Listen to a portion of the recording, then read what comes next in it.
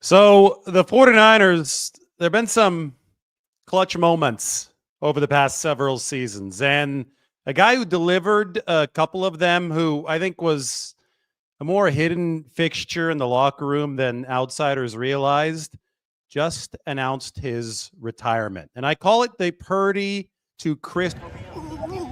We're going to be talking about the receiver, Chris Conley. There he is running an out route at training camp last offseason. This is in 2024. I call it the Purdy to Chris Conley connection because there were two times in the playoff run of the 2023 season that it came through big for the 49ers. And we could look at Chris Conley's retirement message that he put up on social media this morning, but this is definitely something to cover on the channel and definitely something that will allow us to reflect on a good couple years, especially that 2023 season, the playoff run that Chris Conley, the vet, was able to give San Francisco. So this is what he posted. When I was a kid, I wrote down a set of goals. On that list was play 10 years in the NFL. Now that this goal has been accomplished, it's time to set sights on something new. And by the way, that something new is pretty cool. The past 10 years have been a dream. Getting the opportunity to play in the league was an honor. And whether it was catching touchdowns or blocking for them, I truly gave it my all. I can't mention everyone who was instrumental in my growth as a man and player. But if you played a part, I extend a heartfelt thank you to my teammates, training staff, and coaches. Thanks for the friendship and trust through the years. God makes no mistakes, and I'm thankful he proved this to me throughout my career. He was more than enough. See you in the next dream. The next dream, Chris Conley is headed back to the University of Georgia to film school. He wants to finish his film degree, and he wants to be a movie director, movie producer.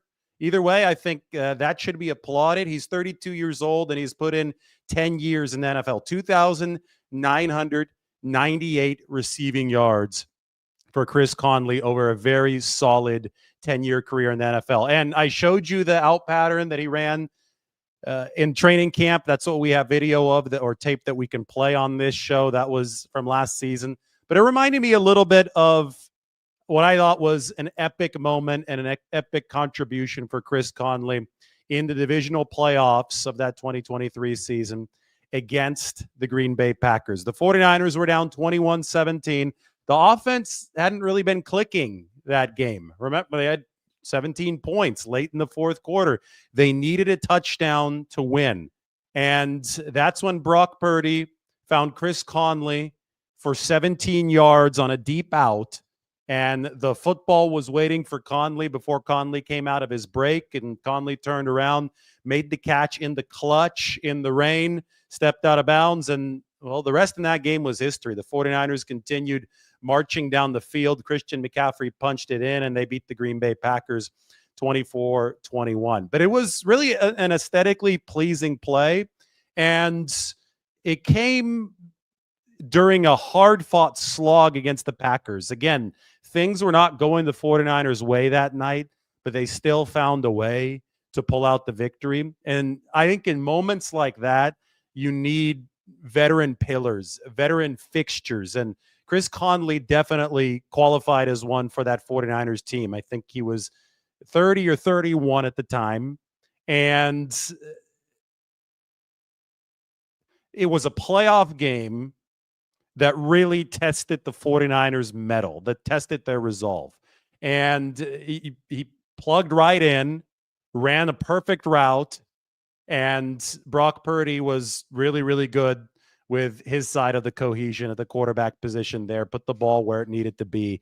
That comeback doesn't happen. I don't think it's sparked if Purdy and Conley do not make that connection. So on the day that Chris Conley has announced his retirement, I think it's very, very fair to look back at that out pattern against the Green Bay Packers in the playoffs. Clutch connection. And then the very next week, the 49ers, or no, not the very next week, but 3 weeks later in the Super Bowl. So 3 weeks later in the Super Bowl. First, they had to beat the Lions. Then they had the bye week. Then they went to Las Vegas. And I know that they lost that Super Bowl against the Kansas City Chiefs. But early on, Chris Conley caught another out pattern that Purdy put right on the money.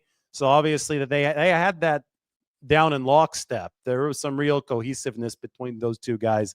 That one went for 18 yards. So 17-yarder and an 18-yarder for Conley in that postseason. The Super Bowl, too, this is going to, remain under the radar probably forever. But had the 49ers managed to win that game, Chris Conley's work as a gunner in that Super Bowl would get a whole lot more shine. He downed 2 punts inside the 10-yard line in that Super Bowl. So he was awesome as a gunner for the 49ers. Unfortunately for them, other stuff went wrong down the line. It wasn't Chris Conley's fault, but he was a good vet for San Francisco. 10-year NFL career wraps up. That is the heartfelt message that he posted on social media. We don't only cover the star players here on the channel. I try to give you guys big-time insight into the entire 49ers locker room, and I can assure you that Chris Conley was a very, very important veteran presence in there. He had this deep voice, this commanding voice, but he didn't talk a whole lot.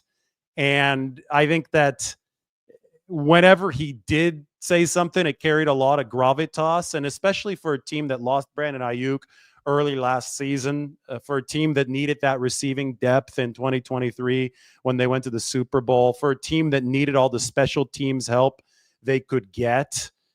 Chris Conley was a very underrated and needed presence in the locker room.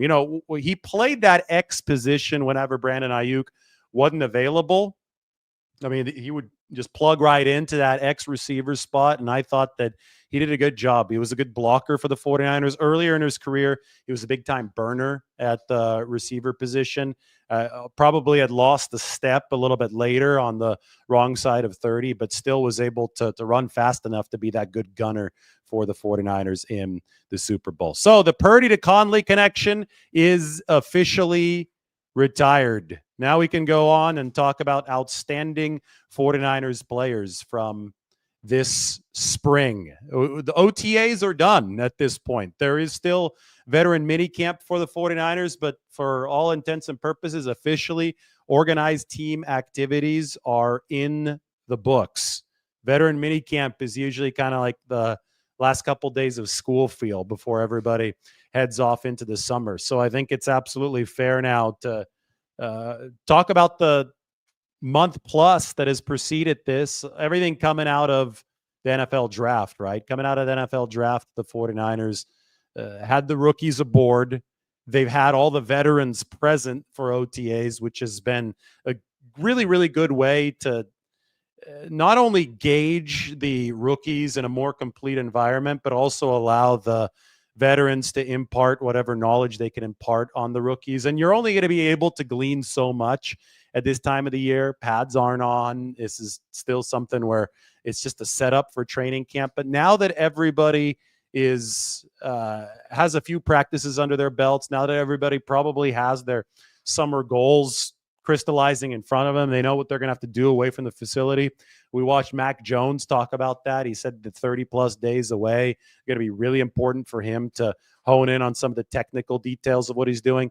Now that we're in that spot, we can talk about who has stood out. So the word outstanding, quite honestly, means guys who have stood out. And I want to start with younger players because it's harder for those guys to make an impression. They just don't, somebody, we talked about Jordan Watkins when I did the big show on the receivers the other day. I think he definitely falls in the category of standouts. I've mentioned that the offensive linemen are really tough to give plus points to right now because they don't have pads on, so they're not able to deliver in the kind of way that they're going to be able in camp. But I think that from a speed position perspective, the one guy that I've watched most and has popped off the screen to me the most, and the screen being my eyes, is Nick Martin, the third-round linebacker out of Oklahoma State, to the point where I think that training camp is going to be the site of a marquee battle. The marquee battle on this 49ers roster for a starting spot And I think Upton Stout's also going to be competing for one, and we'll see how that goes. I'll talk about that cornerback battle in a little bit. But the one that I am really zeroed in on, and I'm so excited for July and August, is Nick Martin against D Winters, because D also has made some plays. D had a pass breakup the other day, and he was working against Isaiah Hodgins, who's a receiver on his pass breakup. Nick Martin is very, very fast as well. I would offer to say that he's built from a similar cloth as D Winters. Everybody wants to make the Dre Greenlaw comparison, and from a mentality standpoint, maybe they're right when it comes to Nick Martin, but I think he's a little bit lighter than Greenlaw. I think the 49ers are dipping more into DB type characteristics for the linebacker competition opposite Fred Warner. That's probably the way that the league is trending now, just because we're talking about things constantly getting faster. And so you have got a guy that's 10 pounds lighter than Greenlaw. Kind of like D Winters is a little bit lighter than Greenlaw. D Winters had a safety background at TCU, Big 12 player. You got another Big 12 player now in Nick Martin. Flying to the football, I think his speed has stood out, and it's going to be him and it's going to be D Winters, I think, as the top candidates gunning for that number 2 linebacker spot. You know, a year ago when we watched training camp, Curtis Robinson was extremely impressive for the 49ers, but toward the end of camp, start of the season, he unfortunately tore his ACL. So because of that, Curtis Robinson is still on the team, but he's not going to be a firm contender for anything, I think, early on when he does come back from that ACL. And in a way, that's opened the door to some of these younger guys at the linebacker spot. As you can see here, I've got Nick Martin and D Winters at 2 and 3, reverse order. D Winters, not going to give that job up without a fight. But Nick, I think, is in a great position to give him a fight. Nick Martin is the youngest of 3 brothers. And he said that his mom, when he was growing up, his mom just gave up on them fighting all the time. She couldn't stop them from fighting, so she just bought all of the brothers' boxing gloves, and she said, "Here, go at it." So Nick Martin was wired in a very competitive way from a young age. He was an absolute tackling machine, playmaking machine at Oklahoma State. The one thing that I found that both Nick Martin and D Winters have in common that I think is really intriguing is that they both blitzed and saw success blitzing off the cuff in college. Talked to both of these guys after they were drafted. D a couple years ago, Nick Martin a couple months ago. And I said, you know, where do you give credit for the sacks that you got? Was this film study? Was this schematically oriented? You know, were you watching on tape with your defensive coordinator over the course of the week? And did you guys find the right time to pounce with some of these sacks? And both of these guys answered that question in a really similar way, saying that they both improvised on the vast majority of their sacks. So that immediately tells me that both of those guys have a good feel for pass rushing. Obviously, D Winter's strength has come through coverage. His weakness so far has come through durability. It was a tough season from a health standpoint in 2024. He's going to have to show that he can overcome that in 2025. But Nick Martin, you know, is also coming off a knee issue that limited his 2024 college season at Oklahoma State. So he too is going to have to show durability. That's, I think, the one thing that the 49ers haven't been able to find opposite of Fred Warner. Even Dre Greenlaw dealt with a lot of availability issues. But if San Francisco can find an available fixture at linebacker 2, that to me is a massive, massive domino when it comes to reconstructing this struggling defense. And they're going to be hosting a big competition to try to do just that once training camp begins. We've already seen the initial seeds of this competition at OTAs between Nick Martin and D Winters. So I would say that those are 2 players who have stood out so far over this offseason. That Hodgins play that I'm talking about, D Winters, it was a crossing pattern, and D broke the football up, and I'll always say, and maybe not always, maybe he'll do something more impressive moving forward. But up until this point, the marquee D Winters play was the pass breakup against DK Metcalf in the first drive of the Seattle game in early November last year. We saw the wheels that he has, the coverage ability there. And if, as long as that is something that he can deliver on a down in, down out basis, that kind of speed when he's playing in the secondary, when he's dropping back into coverage, he's going to be a very viable option for the 49ers. They want to see the same out of Nick Martin downfield. They believe that the lighter weight than Dre Greenlaw should give him similar or better burst than Dre. And then the question is, can he deliver the same kind of violence and then stay healthy doing it? Linebacker is a really tricky position in this modern game because linebackers have to be fast enough to cover now, which generally means downsizing, which is why you've seen Nick Martin, enter the league at a lighter weight than even Dre Greenlaw, who wasn't the biggest linebacker to begin with. So you have to bring DB-like, safety-like characteristics speed-wise, yet they're asking you to, especially the 49ers who want this linebacker, this weak side linebacker next to Fred Warner to set a real tone. They're asking you to play with complete violence. Like they're asking you to deliver violence at old school linebackers' weight while playing in a glorified defensive back's body.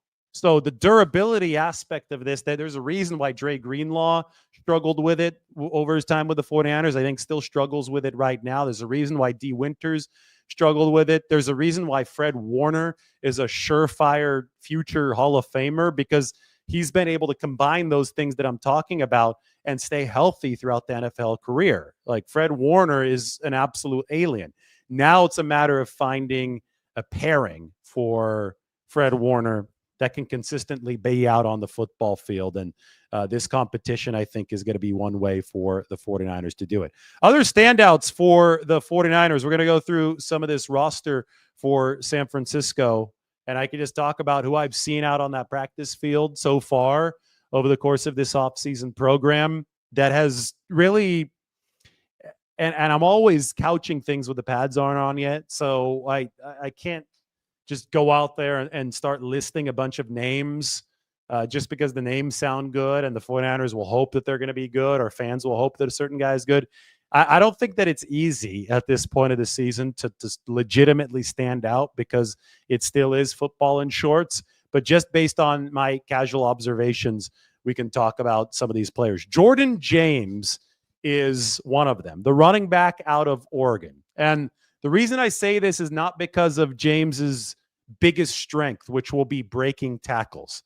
They lost one Jordan at the running back position. They're gaining another Jordan at the running back position. Mason out, James in. And James is one tough runner. If you put on the tape at Oregon, that was his calling card. He was somebody who did not go down easily, didn't have game-breaking speed, but wasn't slow either. So instead, he just reliably churned out yardage as time went along. Seeing Jordan James in person was eye-opening to me because I didn't realize when watching his tape that he had similar physical characteristics as far as build goes as Jordan Mason. But now when I see him in person, he ran a sprint to the left side. And again, no pads on. The 49ers aren't playing contact football yet, so I didn't get to see him bowl guys over like Jordan Mason. But when I saw his thighs, when I saw some of the width of his frame as he was coming around that left side, it reminded me of Jordan Mason running the football. Not as big. I'm not saying he's as big as Jordan Mason, but the width there, he's more of a cannonball. He's shorter than Mason. He's under 6 feet tall, and he's got 200 plus pounds. So he's built a little bit more like a cannonball. And the one thing that the 49ers said about Jordan James was that when they went to Oregon at the pro day, he had more explosion than they thought that he did based on his numbers and based on some of the tape. In person, he was more explosive. And that Tariq Ahmad said that. And the one thing that I think I can glean from what Tariq Ahmad said after seeing Jordan James myself is that you typically think that a guy has more burst than he does on tape if you're impressed with the physicality, with the momentum generated. And you could see that in person way more than you could see that through a screen. And when that's exactly what I saw the other day. I saw a body that was bigger than I expected, moving a little bit more quickly than I expected. And I think that really mirrors what Tariq Ahmad said about Jordan James when he was coming out of Oregon. They saw him at that pro day, which was very, very well attended by the 49ers personnel people. Anyway, James right now on the 49ers roster, I've got him behind Isaac Guerendo. I really think the 49ers have two very different types of running backs with Guerendo and James. And that is a lot like the dynamic they had last year with Jordan Mason. I mean, nobody was comparing Jordan Mason to Isaac Guerendo or Christian McCaffrey. I thought that they were very distinctly different types of runners, different types of contributors. The reason that Guerendo fit better for the 49ers is because of his receiving ability. I think that was the one shortcoming of Jordan Mason that the 49ers just couldn't get over when they were talking about the potential of paying him in the future. And Minnesota was willing to pay him $6 million a year, and the 49ers went back to the rookie contract. Well, for somebody like Jordan James, who embodies a lot of that bigger bruiser toughness as the bowling ball that he is, but I think the 49ers also have some faith that he might be able to deliver better in terms of the receiving game than Jordan Mason was able to do. So keep an eye on Jordan James. I really do think that he has stood out so far from that physical perspective, from the burst perspective, and I can't wait to see pads come on, because I think that's going to give us probably Jordan James' wheelhouse. That's where he was best during college. Again, he only had 3 runs of over 20 yards, which was one of the lowest numbers in the nation for an every down back, but he had a ton of yardage between 10 and 20 yards. So he didn't have really short runs and he didn't have really long runs, but he had a lot of productive runs right in the middle. There's a reason why Frank Gore really likes this guy, because Gore had a very similar profile coming out of the University of Miami, physically as well. Not the fastest guy, but definitely somebody who was tough, who was breaking a lot of tackles, and who just could in general run the ball because of his size strength combination. Jordan Watkins, I've talked about him a lot, so we're not going to stand here and really belabor the Jordan Watkins point all too much. You know, somebody who I've also talked about, though, is Jacob Cowing, and I think it's worth noting that Jacob Cowing and Ricky Pearsall both made sure to be with Brock Purdy in Jacksonville for some extra work. Jake, he played last year at under 170 pounds. So he's not a big receiver, and I think he was a little too light of frame last year.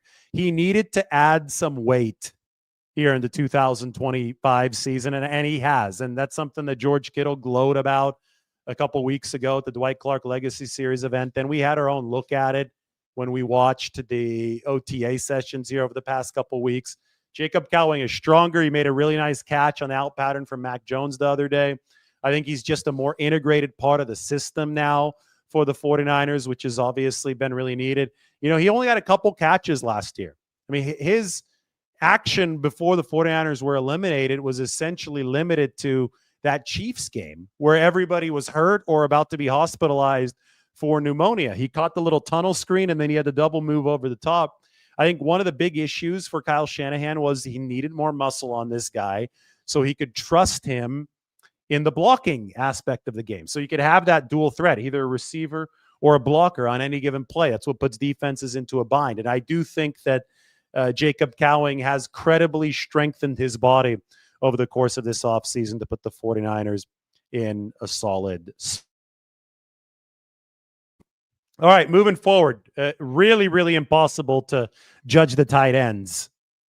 They're optimistic about Luke Farrell, but until he puts on pads and shows that he could block in the zone scheme after coming from a gap scheme in Jacksonville, the 49ers think that they have an edge at tight end, obviously, with a second guy. They think the league is too fixated on one tight end personnel. They think with two tight end personnel, they can really take a step up as an offense. They weren't able to last year because Eric Saubert wasn't good enough for their needs, but they think that Luke Farrell can be that guy.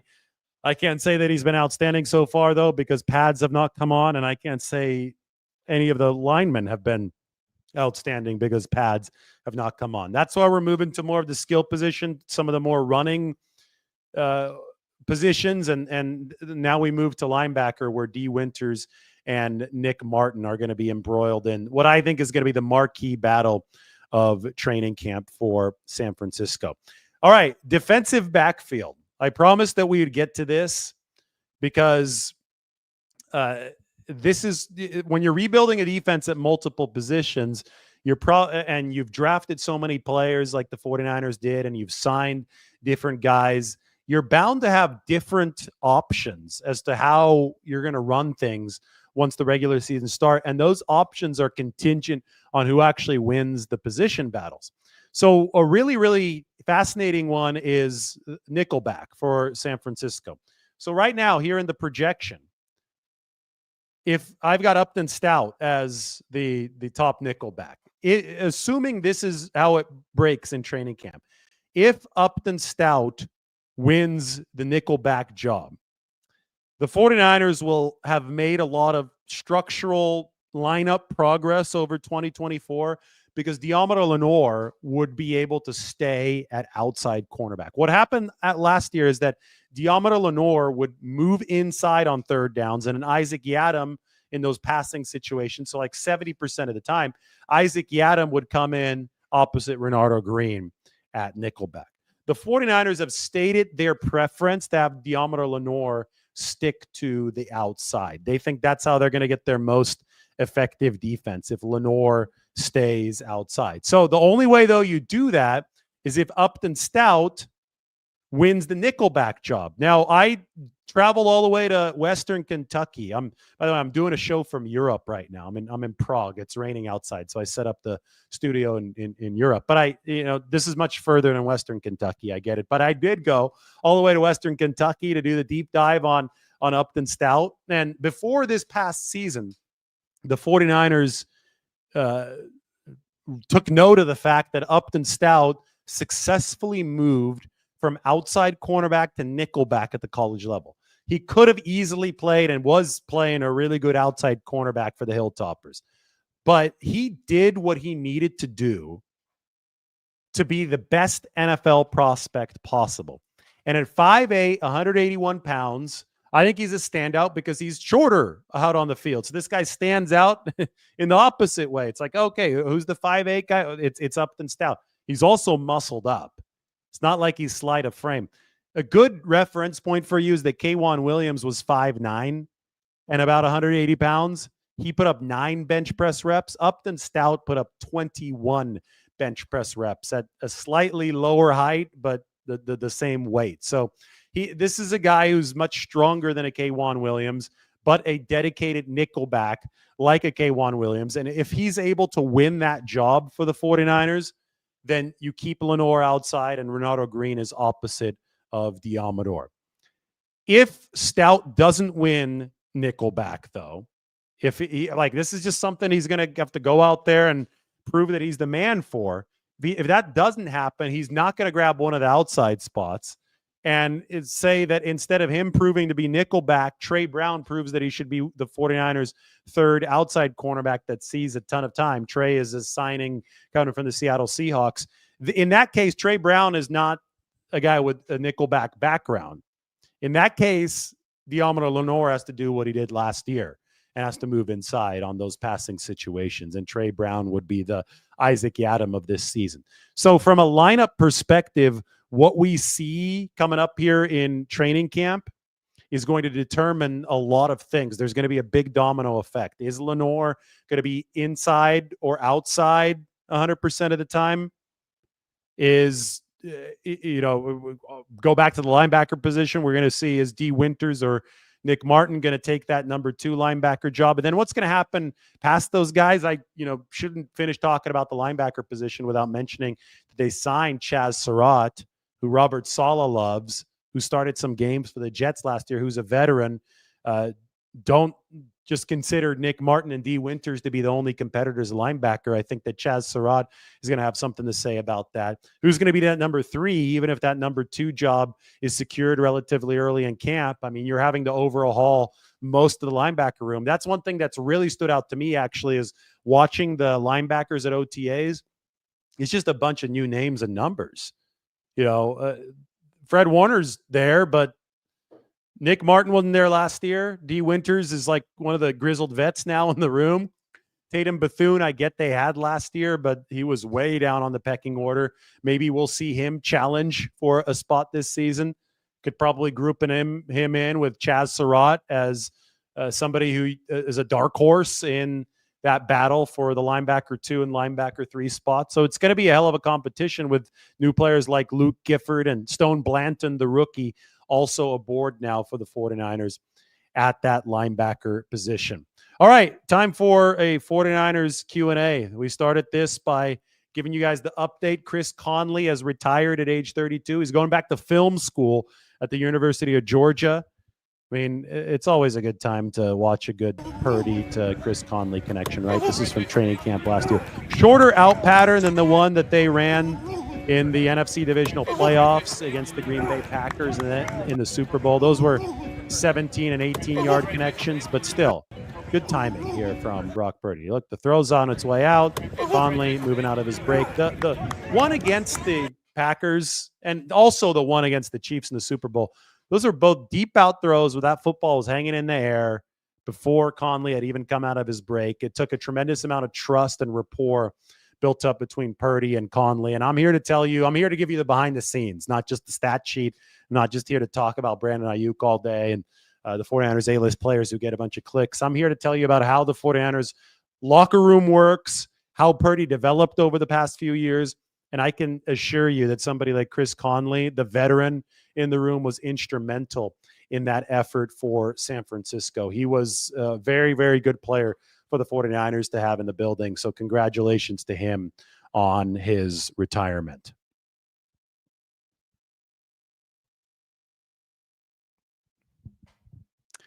Adrian says that stout on the inside should work. Well, he's got to prove it, though. Jobs are not given at the NFL level. Trey Brown is going to be trying to prove that he could be the 49ers' third outside cornerback that should be playing on in nickel packages for San Francisco. He's going to try to prove that he's a good enough option to Deommodore Lenoir needs to move inside. So he's going to be trying to establish himself in that way, whereas Upton Stout is going to be trying to establish himself in a different way. And we'll see which of these two guys wins out over the course of training camp. There's other options too. Darrell Luter Jr. is in there. They've got some rookies also. Jacob Robinson out of BYU. Dallas Flowers is a vet cornerback. Derek Canteen, a rookie who don't discount anybody who earned their way onto the roster through a tryout. And Derek Canteen was able to do that on rookie minicamp. Trey Avery. Chase Lucas, probably more of a nickelback competitor, but he made a pass breakup the other day. So 49ers have a lot of talent in that DB room that's going to be going at it over the course of training camp.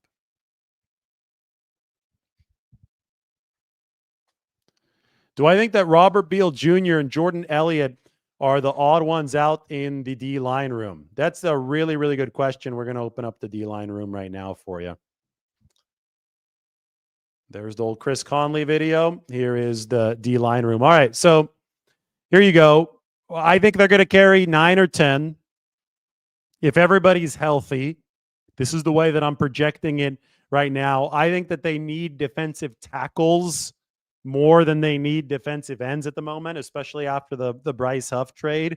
So I've got Jordan Elliott on the inside of the picture, but I have Robert Beal on the outside of the cut over here. So I do think that the addition of Bryce Huff, an edge rusher who weighs around 250 pounds, pushes another edge rusher who weighs about 250 pounds down the pecking order, and that's Robert Beal Jr. But, of course, injuries can happen. Things can shuffle around. Beal can take another step. 49ers would love that. But as of right now, I do think that Beal is on the outside looking into that picture. Injuries can always change the outcome for guys at the bottom. Yes. No, the 49ers are not paying Javon Hargrave anything anymore. There's dead money, but they're not paying him. That's a big misconception Todd is asking. They've already paid Javon Hargrave everything that they're going to pay him. That comes through the signing bonus, comes through whatever option bonus, whatever restructure they had in the contract. The money that has been owed Javon Hargrave has been paid. The money that has already been paid to him but has not yet hit the salary cap, that is dead money. So they're not paying him anymore the next 2 years. The dead money for the 49ers, they've got a lot of it. They've got like 92 million of it this year. But a huge chunk of that dead money has come intentionally because the team deferred all these salary cap hits on purpose. They want the cap hits to come later, but then when contracts expire, all that money that's pushed out to later has to expire. It has to not expire, has to accelerate and hit as dead money now.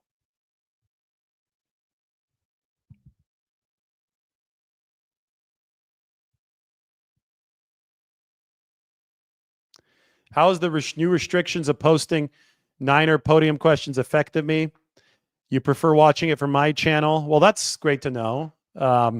We can't post more than 90 seconds of it right now per day or whatever it is. It hadn't really affected how our channel is viewed. We're still, people, I think, come to this channel for this analysis. You're not going to be able to get that from the 49ers channel. You can't really get it anywhere else. I mean, we're going in deep with the depth chart and the roster right here. I really just promoted it as a service. You know, I knew that people like you, Ricardo, wanted to watch Robert Saleh, wanted to watch the 49ers players. And I think that it's a good way to showcase what those players are all about. So I would post it. But if they don't want us to post it, then we can't provide that service. And we have a whole lot of other stuff that we can create and we can post. And I'm just going to go with what I can do and not really complain about it. All I can control is what is under my control, and I'm not worried about anything else. You were just driving on Prague Street near the Cow Palace. Well, that's funny because I'm literally in Prague. I'm 9 hours ahead of you. Those of you on the West Coast, my time zone is a little bit different right now.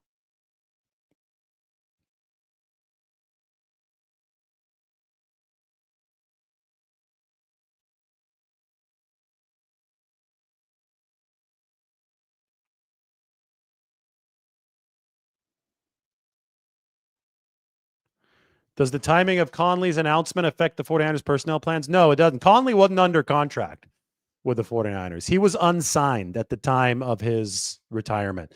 The 49ers had already moved on to a much younger back end of the receiving room. So Conley was great for San Francisco over the past couple years. But as you can see here, they brought in Jordan Watkins, Jacob Cowing now in his second season. You know, Conley's vet spot probably taken by Demarcus Robinson, Isaiah Nair, Junior Bergen in their first years, Tariq Owens in his second year with the team. So the receiving room has evolved, and they weren't going to bring back a 32-year-old Chris Conley. So good service time for the 49ers.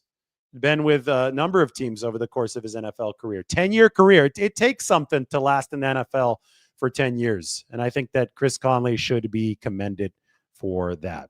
All right, guys, everybody, thanks for watching from Europe this time. We're going to be doing some fun stuff out here. But today it was raining, so we stayed inside. In fact, if you look at that, that's a nice little painting. That's Old Town Square in Prague. You can see the church up there. We're probably going to do a video or a show from the actual square, not just the painting. So that's just a little bit of foreshadowing. Take note of the background, including the globe that happens to light up right behind me. All right, everybody, take care. We will talk to you very soon.